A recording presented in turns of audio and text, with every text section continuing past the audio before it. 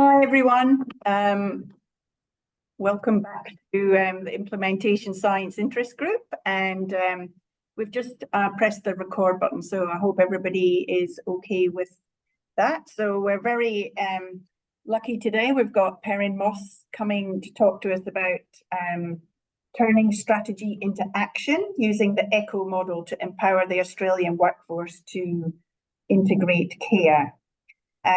So he's going to provide an overview of how statewide hospitals and health services are implemented and leverage virtual communities of practice to empower the Australian workforce to deliver more integrated care. And Perrin is the Programme Manager for Integrated Care at Children's Health Queensland Hospital and Health Service. And in his current role at Children's Health Queensland Hospital and Health Service, he's a portfolio of statewide child and youth health programs that focus on integration, innovation, and partnership development.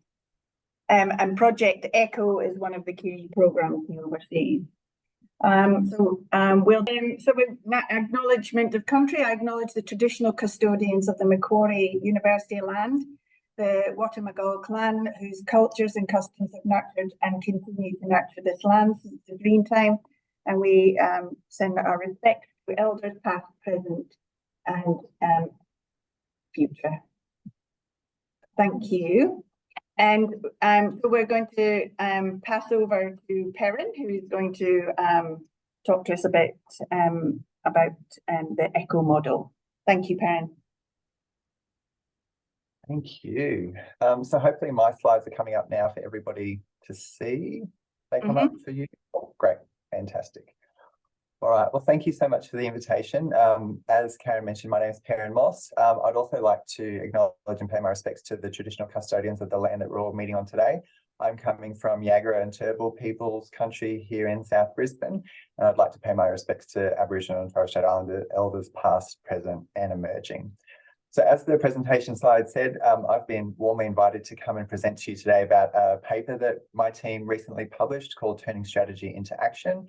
And it's all about how we've used the ECHO model here at Children's Health Queensland to empower the Australian workforce to better integrate care. So like most research and evaluation, it's never a one-person show. So I'd just like to quickly acknowledge my co-authors, Phil Nixon, Sarah Baggio, and Dr. Dana Newcomb, who are some of the individuals in this team photo that we had to celebrate our 7th anniversary of using Project ECHO at CHQ this month. So it's very timely and poignant for us. So yeah, it's very nice to celebrate the wins when you have them. So a little bit of background overview. As mentioned, this is a journal paper that we published earlier in the year.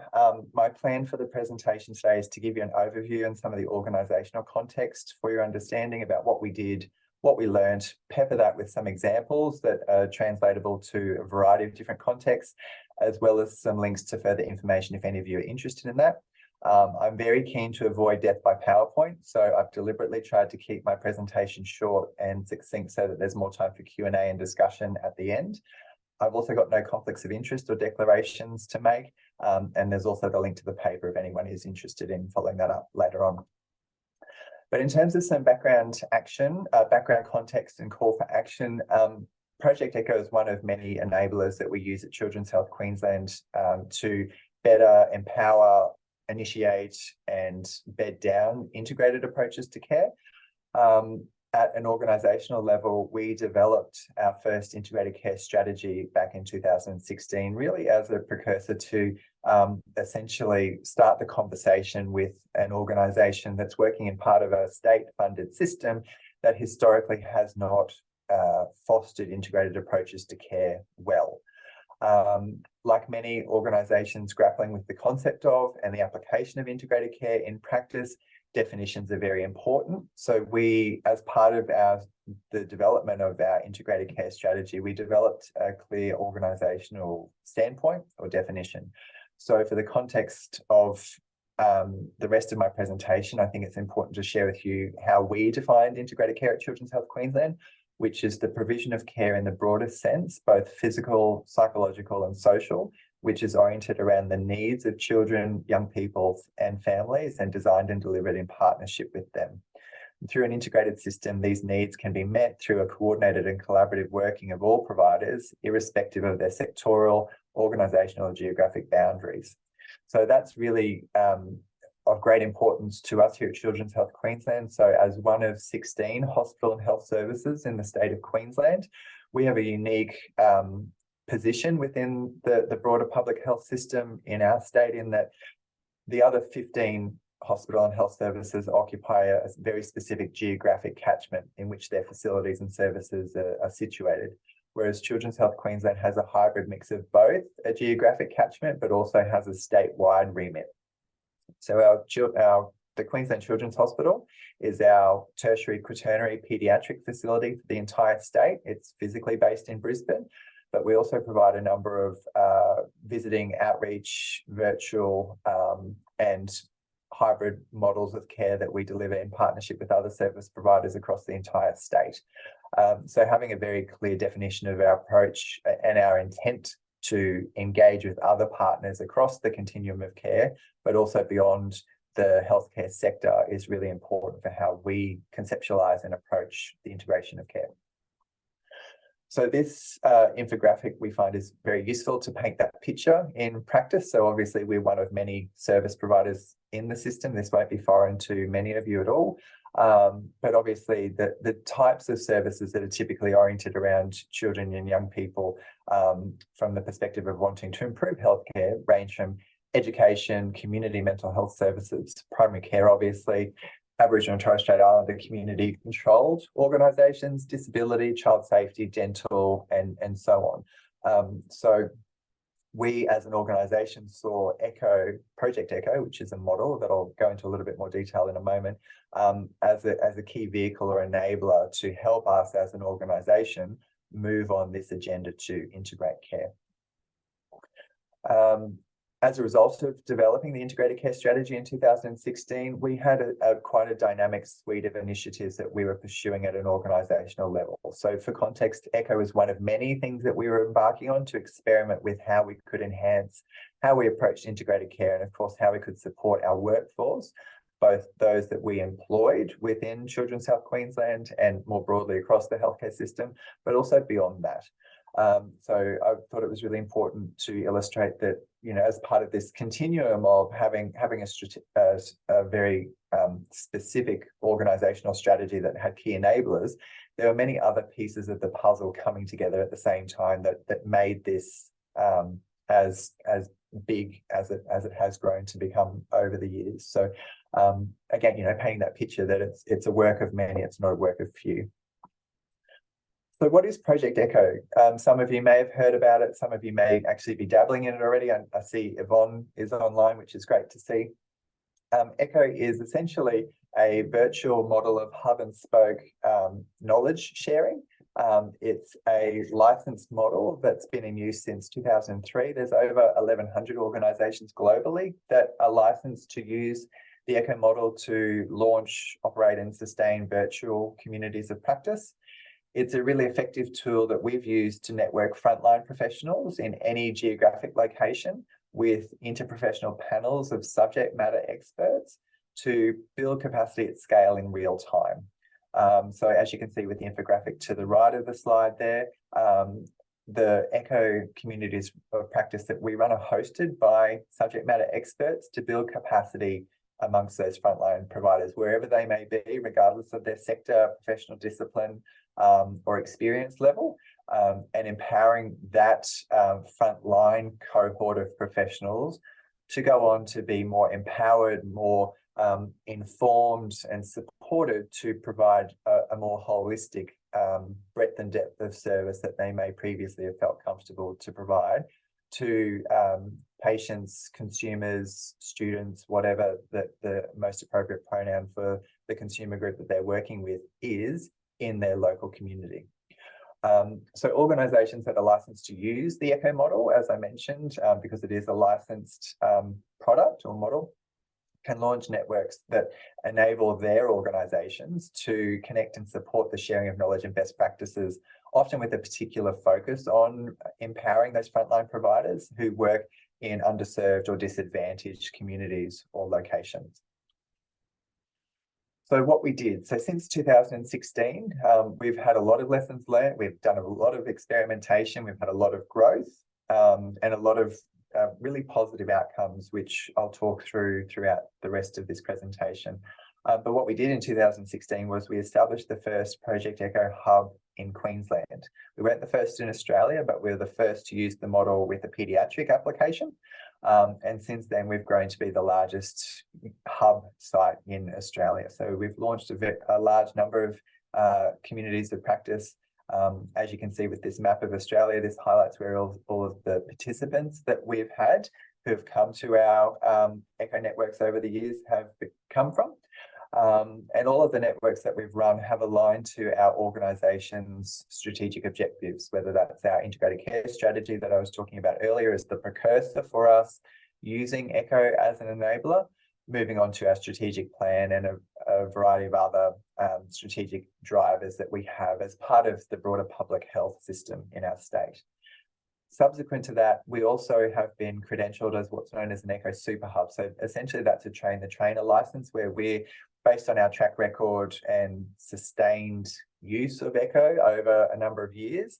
The licensor for Project Echo, which is the University of New Mexico's Health Sciences Center, the Echo Institute, credentialed us as a local super hub. So being able to provide other organizations that are interested in adopting the Echo model with the training and onboarding support for them to replicate and apply the model in their own jurisdiction for their own purposes. So being able to make that more accessible and avoiding teams having to deal with the challenges associated with accessing international travel to train and become licensed by another provider internationally.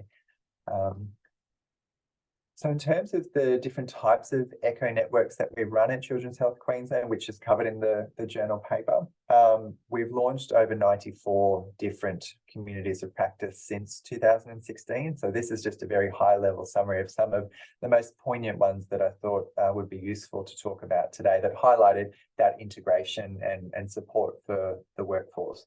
So our first Echo network was focused on ADHD. And we wanted to build a community of practice to support general practitioners, psychologists, and school guidance officers, supporting children and young people with ADHD in the community.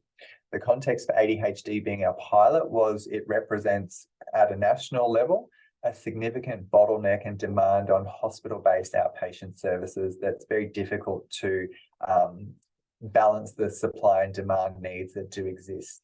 Obviously with prescription of stimulant medication and some of the associated complexities of prescribing practices across the primary and secondary care interface, that there's a number of issues where fragmented care has occurred, which has typically resulted in outpatient departments being the primary setting where ADHD has been historically managed, particularly in Queensland.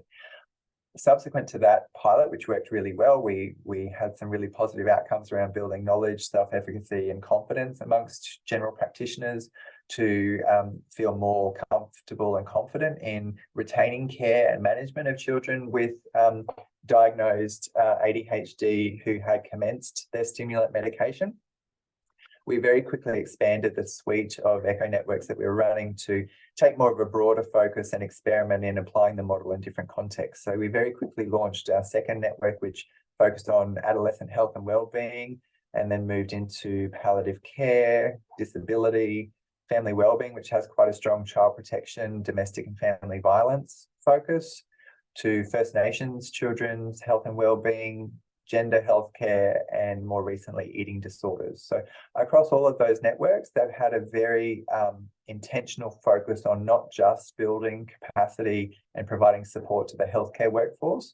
We've deliberately targeted frontline professionals working in education, disability, child safety, Aboriginal community controlled health sector, and so on and so forth, to bring together that wealth of knowledge from those frontline providers, both to share that knowledge and expertise, but also to ground the group in having better visibility of how their colleagues in different sectors and geographic contexts work, and what is the breadth and depth of their scopes of practice. So as well as sharing the subject matter expertise of our panels, we're also providing insights into how each of these colleagues in different contexts work and can collaborate more effectively with their other peers who are joining these communities of practice. So as a result, across all of these networks that we run, one of the most common points of feedback is the satisfaction that our participants have in gaining a better understanding of how their colleagues working in different contexts, particularly different sectors, can work and how they can collaborate more effectively where they have a shared client caseload in common. As a super hub, it's been a real privilege as well to share the knowledge that we've had experimenting and sustaining our use of the ECHO model at Children's Health Queensland with other organisations at a national level. So we've trained around 30 organisations since we first became a super hub in 2019. That visual to the right is probably a little bit small for you all to see on your screens, but I'm very happy to share this presentation deck with everyone after today's session with all the hyperlinks in it. But needless to say, being a super hub, as I prefaced before, enables the provision of the partner launch training, so that licensing and onboarding training that I mentioned earlier, to organisations working in Australia and the broader South Pacific region who want to adopt ECHO as an exemplar model for establishing communities of practice to better integrate care. We, as a super hub, have really tailored the content of that curriculum to suit the needs of organisations working in the Australian context as well. Obviously, there's some quite stark differences from the North American context around legislation, the way that services are funded and commissioned, and referral pathways between different sectors for shared population groups. So we've done our best to adapt that to better empower and prepare teams who want to use the ECHO model in Australia to get the most out of it when they implement in our context. And as well, obviously, being within the integrated care portfolio here at Children's Health Queensland, we've also got a bit of a slight bias there around tailoring some of the content to really draw out the opportunities for these individuals who want to adopt the ECHO model, to also focus on how they can use the model as a platform to integrate care and support cross-sector workforce collaboration. So the organisations that we've typically trained to date have varied across a number of primary health networks across the country, hospital and health services or local health districts, depending on what state or territory you're in, university teams, Aboriginal community controlled organisations, a number of non-government organisations, and some private health organisations that have very clear mission related priorities. So one key thing about ECHO that I didn't mention earlier is that all of the communities of practice that we offer are freely accessible. So there's no subscription or membership fee associated with people being able to join these networks. It's purely from an altruistic point of view of wanting to provide support to underserved or disadvantaged groups that would otherwise have no access to support in the particular area of focus that you're having. It's obviously counterintuitive, therefore, to charge them to access this when they're already so far behind the eight ball. So this visual also just highlights the different states and territories that some of these organisations that we've trained have come from. So quite diverse. There are organisations using the ECHO model in every state and territory in Australia now, which is great to see that there's an ongoing diffusion and adoption of the innovation, which we're very happy with the successes that we've had. So we hope to see that others will share in those experiences as they continue to use and grow their ECHO networks themselves. So why did we do it? So globally, this concept is very common in the integrated care literature, particularly as we come out of the COVID-19 pandemic, whereby policymakers and executive decision makers are really having difficulty contending with the evolving service demands exceeding their supply capacity, where at a systems level, it can be attributed to largely an aging population with increased complexity. So people are living older because our systems and services are working better, but that changes the complexity of the service delivery models that we need to operate in order to meet the needs that our population have. So this really stimulates and positions organisations to needing to be on the front foot to innovate and adopt new technologies and models such as ECHO to be in a position to share and scale best practices to a variety of different service providers or collaborators that can be part of that broader network. So while our organisational context at Children's Health Queensland is obviously at the other end of the continuum, working with children and young people, we really saw the population and our organisation's adoption of ECHO as being dynamic and showing how agile that we could be to implement something that was quite a departure from the status quo. When we first embarked on ECHO in 2016, it was a real disruption. Virtual approaches to collaboration was quite a contrast and in some instances confronting for individuals who hadn't worked or collaborated in that space. So there was quite a lot of lead-in time to shift some of the cultural perspectives of individuals, both subject matter experts and participants coming from all over the country, to feel psychologically safe in the communities of practice that we were running at the time.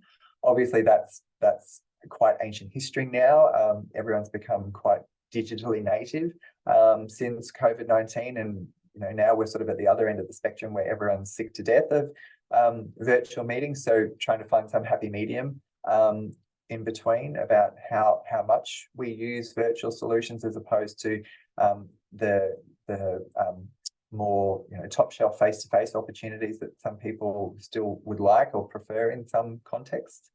But by no means do I want to dispel or talk down the outcomes that we've had, because we are just so impressed with what this model has been able to achieve for us. So what did we learn? Key learnings summarised here really highlight that the ECHO model was able to be successfully harnessed to establish a number of different virtual communities of practice to support the learning objectives of the workforce. So this key point here around what the learning objectives of the workforce are, not necessarily what the teaching and training objectives that we as an organisation had. So it's very much a democratic approach. It's not a top-down hierarchical approach at all.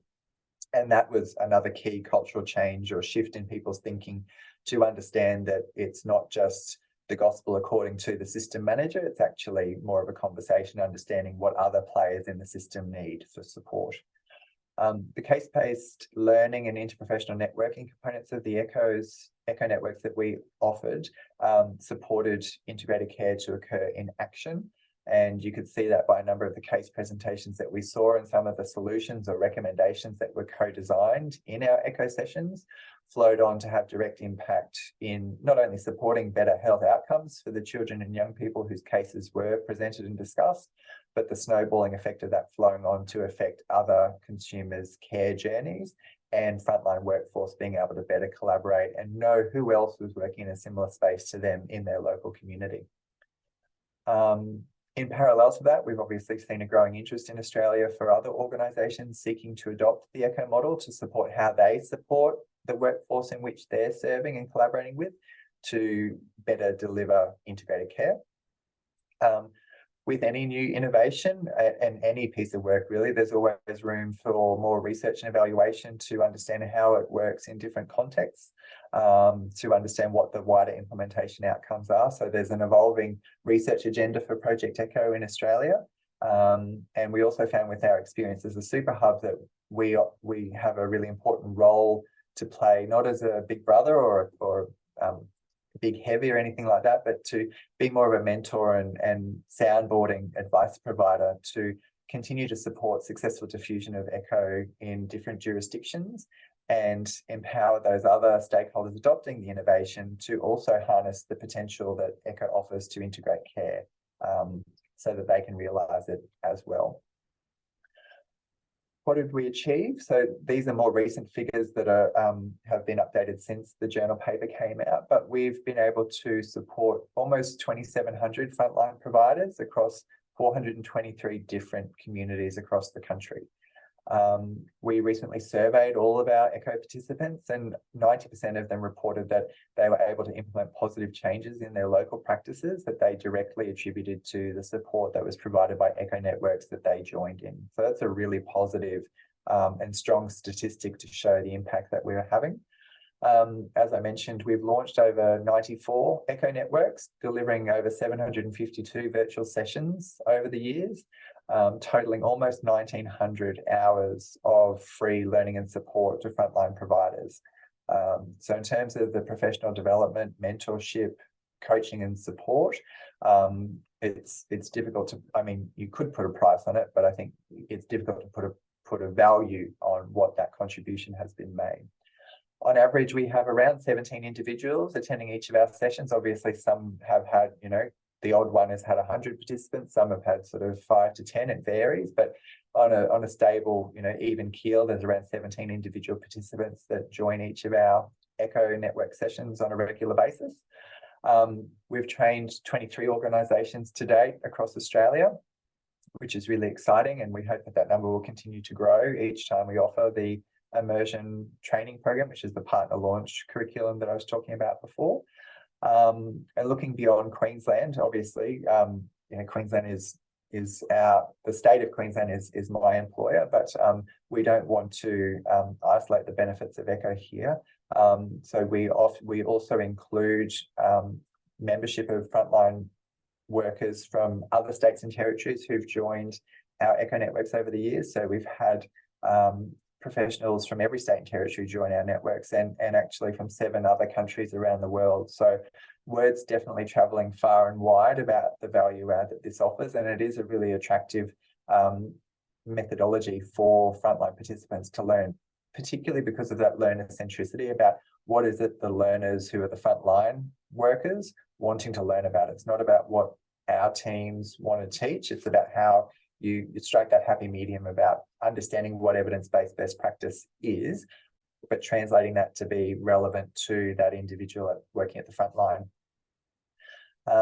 Another key takeaway is the opportunity that we've had to partner with over 800 other organisations at a national and an international level. So being able to share our lessons learned, our ideas, but also hearing what other people's motivations and experiences are, so that we can co-design a better product that better supports the needs of the integrated care workforce at scale. So it's a continuous quality improvement type approach to our curriculum development, and ongoing revisions occur all of the time to ensure that we're continuously ahead of the curve with the curriculum content that we offer, so that it is responsive to what's going on at the front lines and in local communities across a variety of different geographic areas. So I'm going to attempt to play this video. We tested it just before you started, but please feel free to give me another thumbs up just to make sure that the audio is working. I thought it was really important just to share with you a testimonial from one of our participants from our disability network, just to give you an overview of what their takeaways are. So I'll just play that now. And again, please feel free to give me the thumbs up if you can hear the audio. Otherwise, I'll just talk you through it. Greatest benefit of Echo is the multi-agency approach, the multidisciplinary approach. So there's a really broad skill set and a really broad knowledge base, and it's across the country. So it's not just tied or attached to a geographical area. I come from a disability background, because I get to learn about what's happening in the education sector, the health sector, the child safety sector. So it's great to get that grounding in all those different areas. Therefore, we can provide a more holistic service to my participants. And it just feels really nice to be able to talk to a family about an educational program that they can tap into that can make a difference to their disability. It's the sort of thing that this program gives us as practitioners. All these resources that we never knew existed are out there. All we need to do is explore and probably ask a few questions, and the generosity of the other participants is so good that we've provided so many great suggestions. So to be able to learn all of this from a single online platform once a fortnight, this is brilliant. Because of its broadness, there's a lot of stuff that I just didn't know about that I'm learning through this process. So in my quest to continually improve my services, this is one of the best platforms I've ever encountered in over 30 years of working in the sector.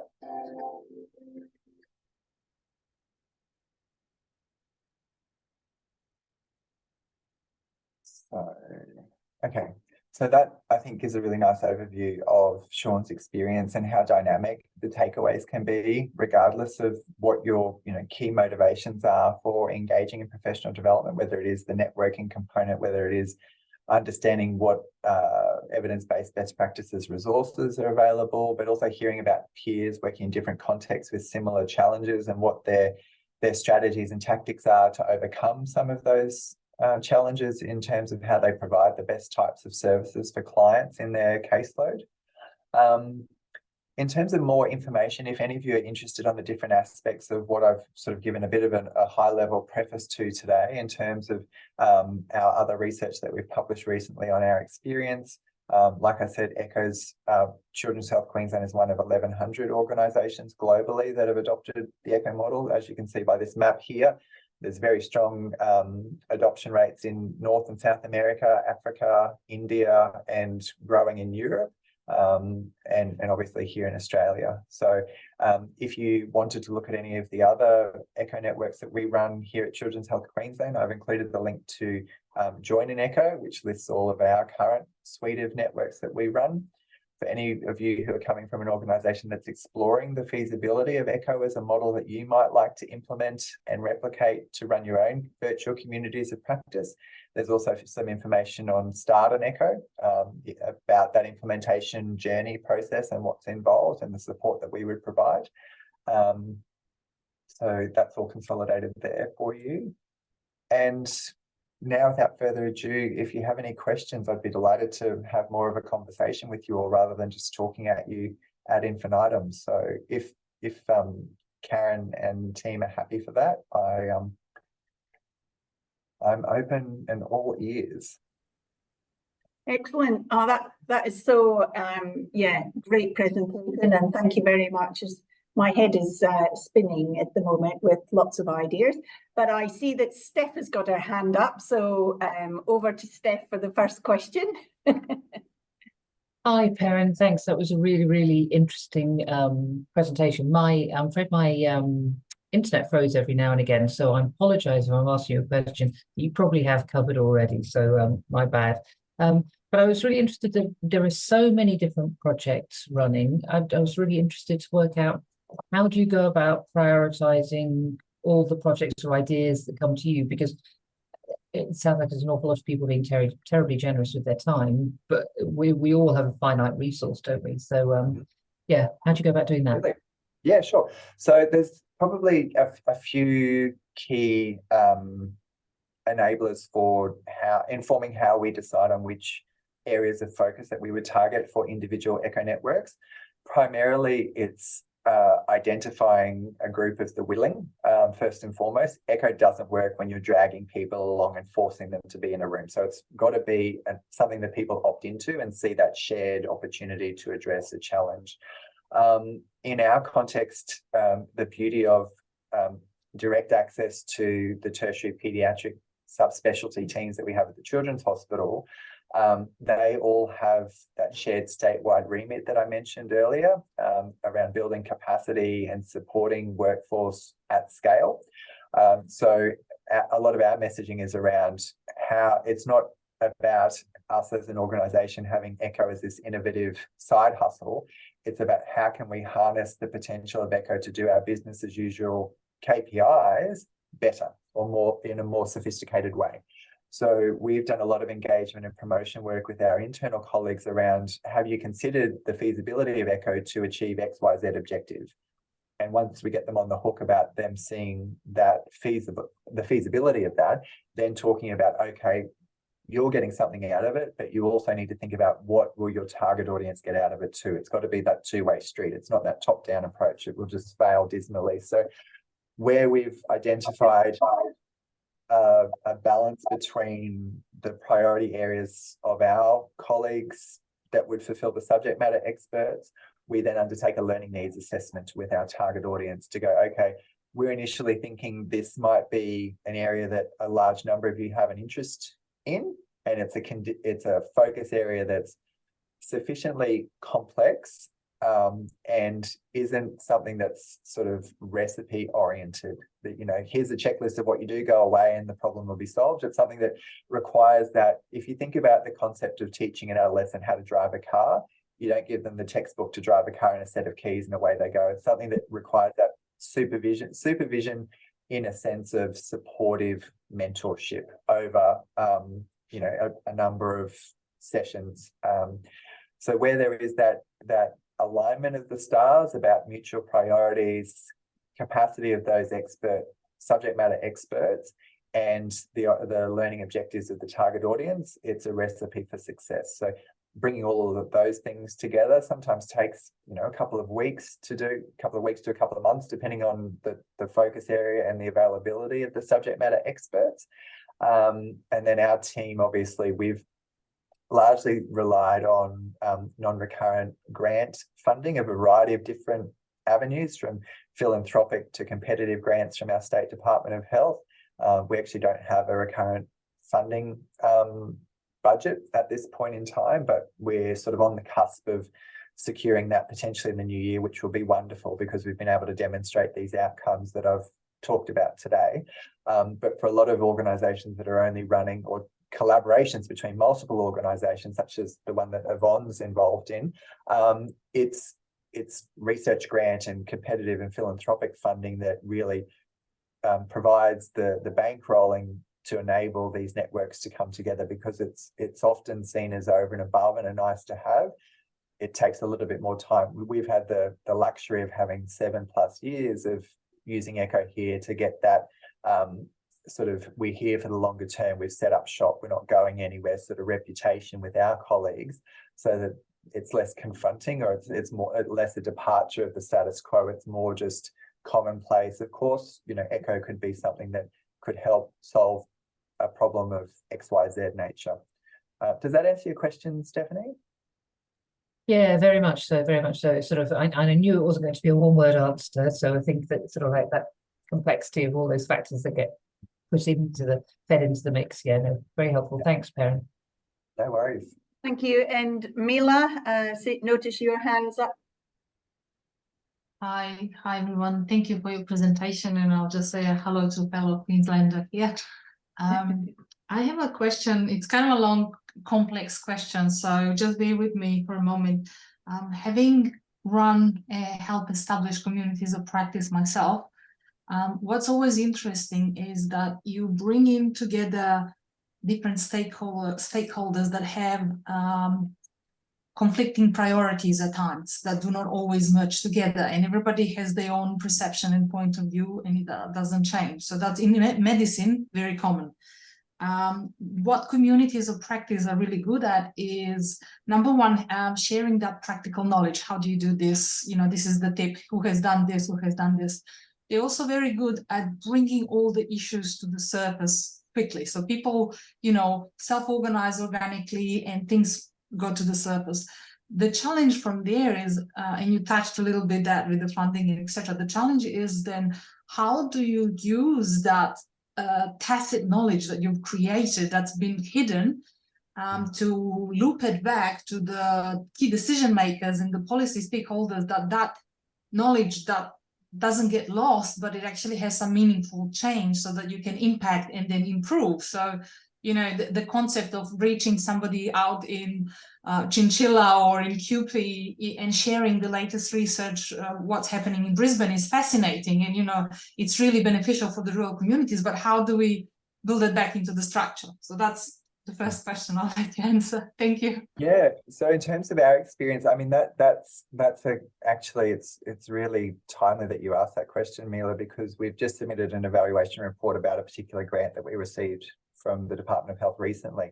And what we were able to show was that participation in the Echo networks that we run, obviously, that being Children's Health Queensland, we have a very overt child health focus in all of the networks that we run. It's not to say that that's exclusive, but it's definitely a primary area of focus. We were able to demonstrate that with the networks that we were running, to show the decision makers and the investors what the impact was up and downstream, was that we were able to effect a reduction on or reduce avoidable presentations at emergency departments by empowering and upskilling frontline providers, whether they're general practitioners, school teachers, guidance officers, disability support workers, by giving them the tools and understanding and networking them with other service providers, so that should they encounter a child or a young person in their caseload that had a particular condition, that they were unfamiliar with some of the peaks and troughs in their care management, that they could reach out to those other colleagues where they are within the scope of their practice that didn't result in the family being referred to emergency as the solution to the problem. The other things that we've been able to measure and demonstrate is that ECHO can contribute to reducing workforce attrition in regional, rural and remote centres by providing them that sense of community and networking them with other like-minded peers so they don't feel so geographically or professionally isolated, as well as reducing avoidable referrals to major health centres. So by being able to provide regional generalists with upskilling in paediatric subject matter areas of focus. They may only see a child or young person, every other week. It may not be their primary caseload. So rather than them feeling overwhelmed and unfamiliar with treating a child and referring them on straight away, we can use and harness these networks to provide them with access to advice and support at the point in time where they're providing that care and they need that advice and support.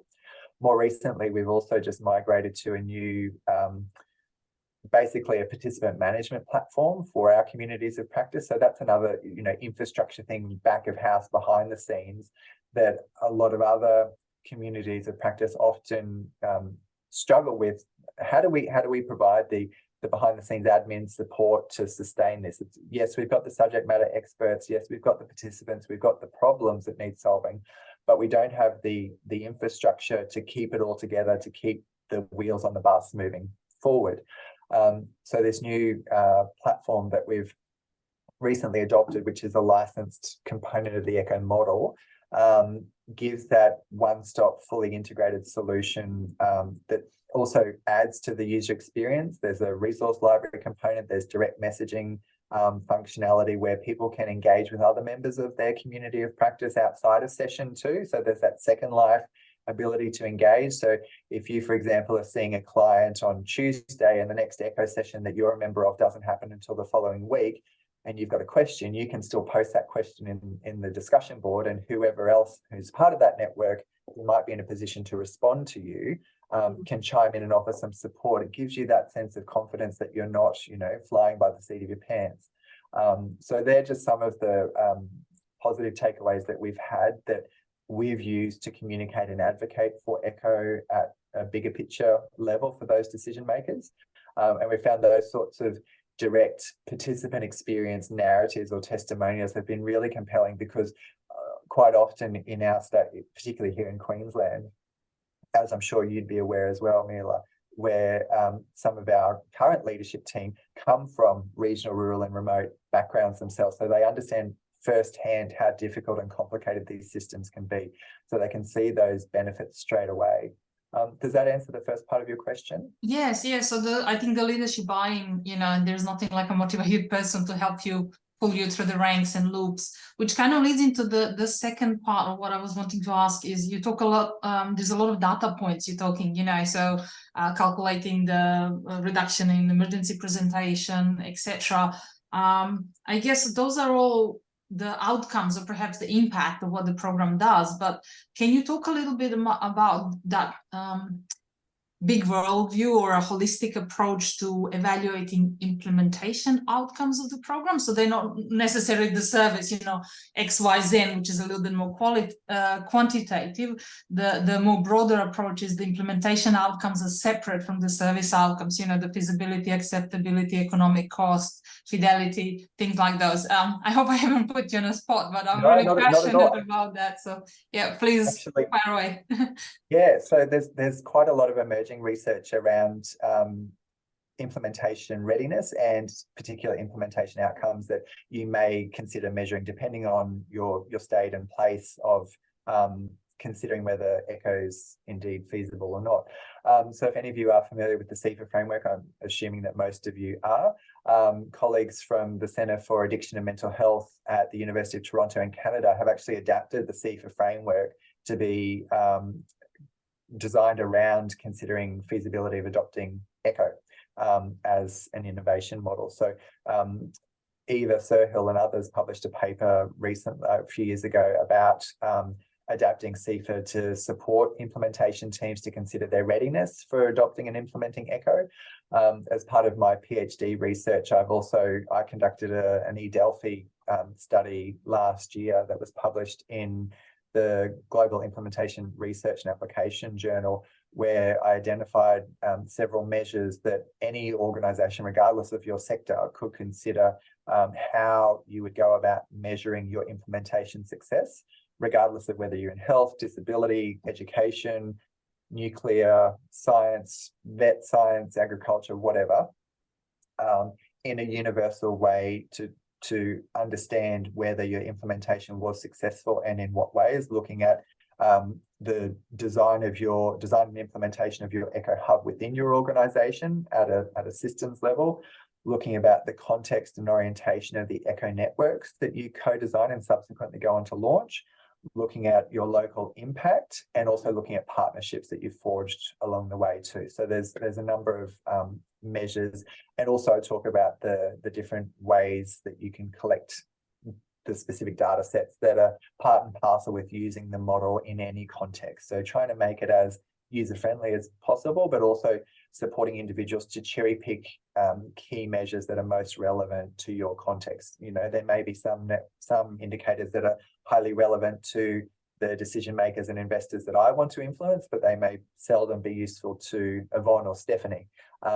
So being able to position you, regardless of your context, to cherry pick and choose the most relevant indicators that would be of benefit for you, that's something that is a growing area of focus. I've also just conducted a global cross-sectional study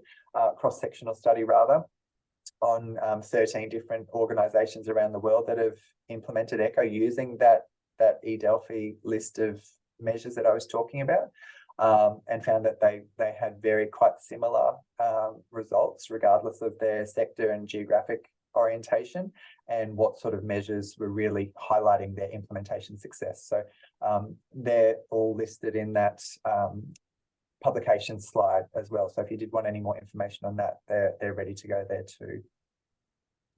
Wonderful, thank you. Your hand up.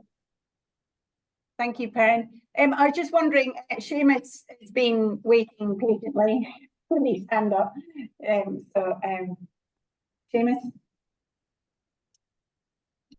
Hi, Perrin. Thanks for a great presentation.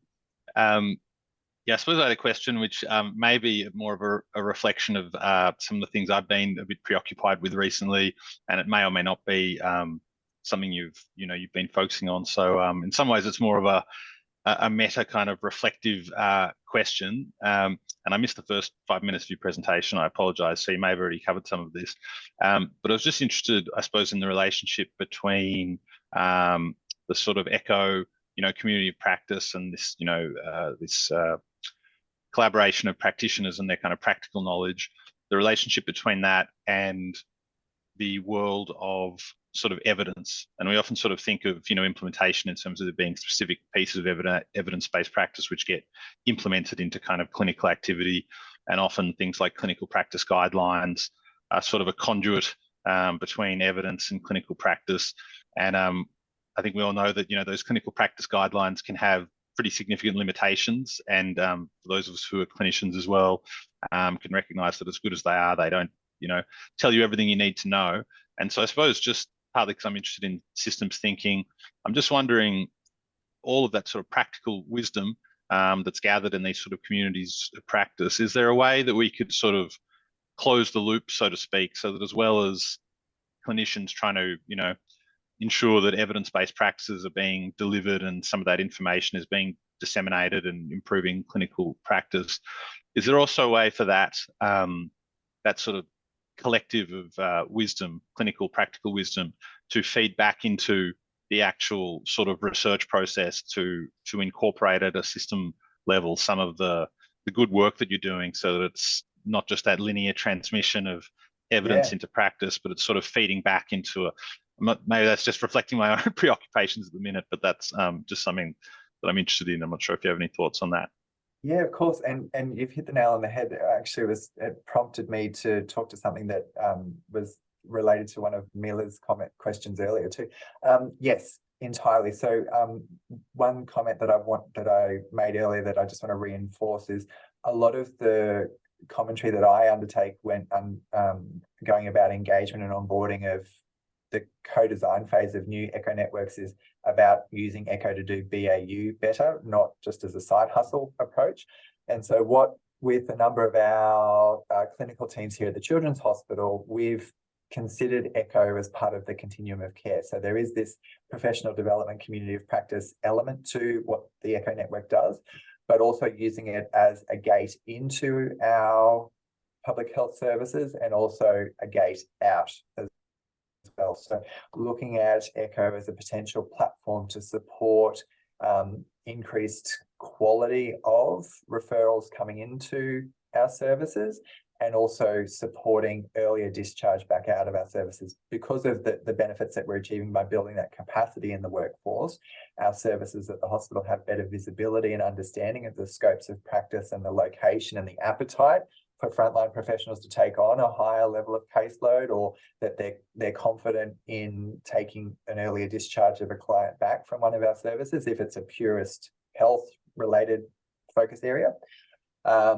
One example of some colleagues working in an adult hepatitis C clinic in New South Wales actually aligned their Echo network to support their end-to-end referral management program exactly that way. So as part of their health pathway to get into a service, there's a request that an Echo, a frontline provider, a GP, practice nurse, whomever, presents the patient case, de-identified of course, at an Echo session prior to them accepting the referral.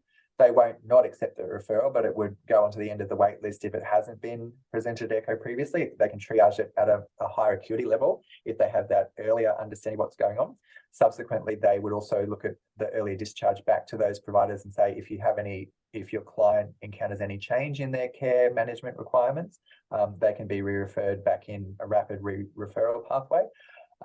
Also with our, like you said, about evidence-based best practice and clinical guidelines and all of those sorts of things, it's really informed what our approach to ongoing quality improvement of those documents and guidelines does look like, taking into account that there are not just healthcare providers that are often involved in service provision, and looking at what are the local customizations that might be required for example, a teacher supporting a child with a diabetes management plan in the classroom context. It's very different from a scope of practice perspective to what a clinical nurse or an endocrinologist might be looking at. So looking at that's also part and parcel of the responsibility of the panel of experts to translate that evidence into what is safe and appropriate within that particular frontline professional's scope, and not wanting to disempower people who are, working within scope to practice at the top of their license.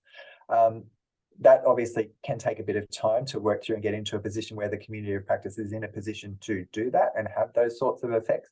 But certainly the scaling of best practices is should be a primary focus of every Echo network that does exist. And that real overt intent around ongoing quality improvement and looking at how that does flow back upstream to inform policy decisions. So capturing those testimonials from people hearing about frontline patients' experiences, that's also a real key tenet area in the case presentation templates that we design, so that when a frontline provider is presenting a case, it's not just some demographic details, it's also about what their experience, their goals and objectives for their health outcomes may be, so that we can track them over time, and that frontline provider may present that case more than once so that we can see what longitudinal effects are being achieved, and share that. Does that go some way to answering the question or reflection that you've had? It does, yeah. It's that's quite helpful just to get a sense of how that how these sort of groups of clinicians actually make use of evidence, but then feedback as well. That's great. Thanks, Perrin. Karen, it's Yvonne. If I can ask a quick question. Sorry, Karen, just in the last minute or so.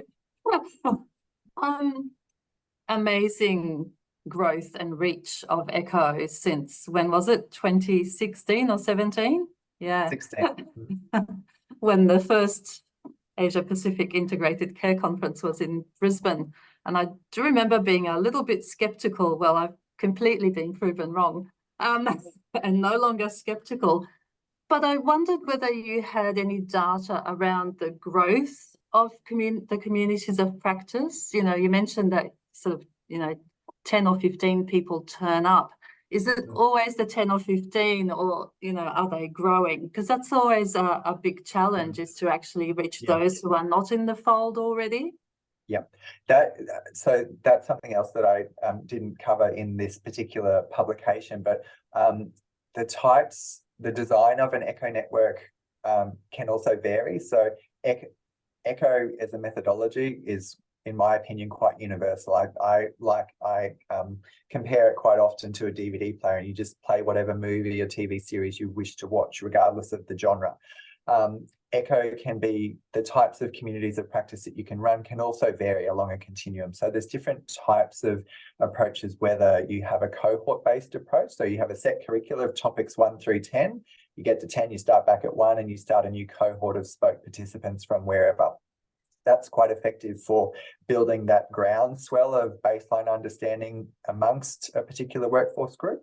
We also offer what we describe as a continuous-based community of practice. So it's just ongoing topics that just keep getting added onto the agenda. You may recycle a couple here and there, but generally speaking, it's very participant or audience-driven about topics that they're interested in that relate directly to their work context. There's also other opportunities for more like drop-in type membership in communities of practice. Obviously, we talk to also the difference between ECHO as a community of practice and what a webinar seeks to achieve. So webinars are very effective at being, that one direction, rapid dissemination to a large group of audience. It doesn't have that interaction. Whereas in ECHO, it's really an overt focus on that, building a sense of psychological safety and interactivity between all of the participants. So for more of our continuous-based ECHOs, they have much more of a stable membership. We've had, with our complex pain network, for example, which has been running for about 4 years, that network typically has anywhere between 10 and 17 participants. And some of those individuals, probably the majority of those individuals, are medical and allied health providers from across the state who've been attending every session on a monthly basis for the last 3 or 4 years at least. It really, again, that also comes down to what is the intent of the network seeking to achieve, and what are the learning objectives of the participants. So we see it as our role to respond to what that need is, rather than us necessarily dictating what it might be. We may go in with a particular idea of what it might look like, but we've often been proven wrong about what people's needs and wants are, and so we've evolved to meet that. Does that answer your question, Yvonne? Yes, absolutely. It's driven from the ground up a lot of the time. Yeah. Thank you, Perrin.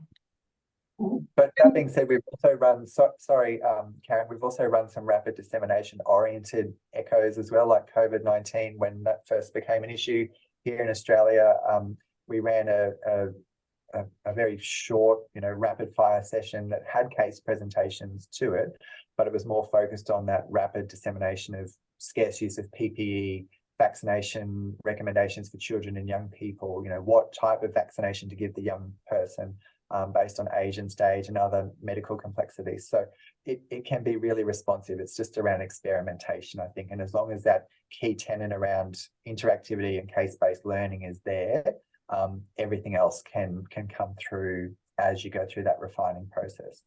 I think it's also important to say that it's an interdisciplinary platform, so it's not 100%. Necessarily just all medical. Absolutely. Yeah. And the more diversity, the richer the discussion and dynamism that's involved in the community of practice, for sure. Well, I'm sorry, I would love to keep going, and I've got all my questions, but I'm going to have to contact you separately, Perrin, because I was a very good chair and let everybody ask their questions first. But I love the discussion. It's been certainly a lot of interest, so thank you so much. And thanks to everybody who's contributed today. And this is the last ISIG for the year, and hopefully maybe Perrin might join some other ones and we might pop some questions in.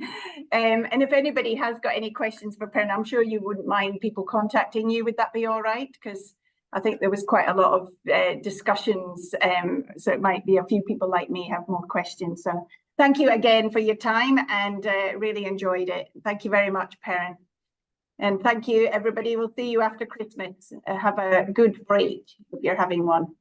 Thank you. Can you just stay on? Are you able